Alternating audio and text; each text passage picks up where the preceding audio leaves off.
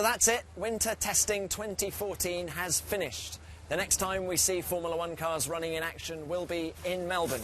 And that is what you're seeing here. The team's packing up in Bahrain. They're going to ship all the freight back to Europe before then sending it to Australia next weekend. It's very difficult to draw too many conclusions from what we've seen here in Bahrain, other than this. Mercedes power has been fastest on 11 of the 12 test days this winter. Surely that is saying something. Lewis Hamilton was quickest of all today. The car felt pretty good on that. I mean, it's a bit more of a challenge, the car this year, to drive and extract more from the tyres, but we'll get there. Now, it was a slow start for you today. Just talk us through progress that you made. Not only today, but this whole winter season. You know, we've, I mean, generally we're the first ones out. We happen to be just above. I think it's just above Williams in terms of the distance that we covered, which is positive. But you know, they do have our engine, so there's no surprise. How do you assess your chances going to Melbourne?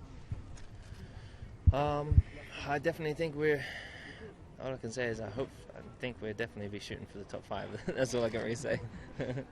As you might expect in the competitive world of Formula One, not everyone is happy about the performance of Mercedes, and particularly not this lot, Ferrari.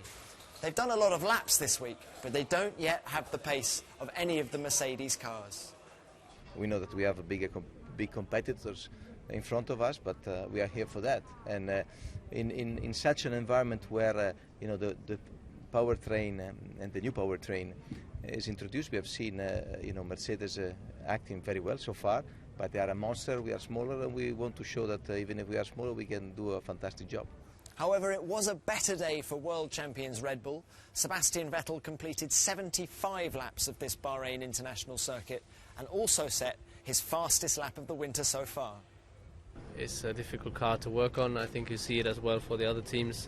If you have downtime, then depending on where the damage is, where the problem is, it's a big job to repair it or to fix it, and that's why, you know, it takes a long time. Yesterday, twice, two issues were, you know, bad enough to basically stop us from running the whole day. Today we had some problems, but we were running for most of the day. So it just shows how different every day can be.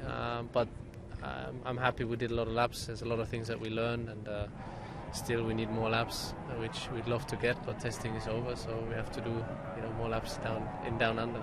And how do you assess your chances in Melbourne?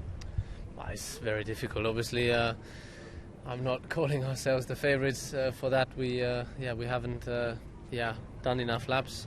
The speed is not there compared to some other teams, so we'll have to wait and see what we get there. But surely things will calm down once we use the 2 weeks that we have until then, and fit new parts to the car, and build it to the best knowledge that we currently have.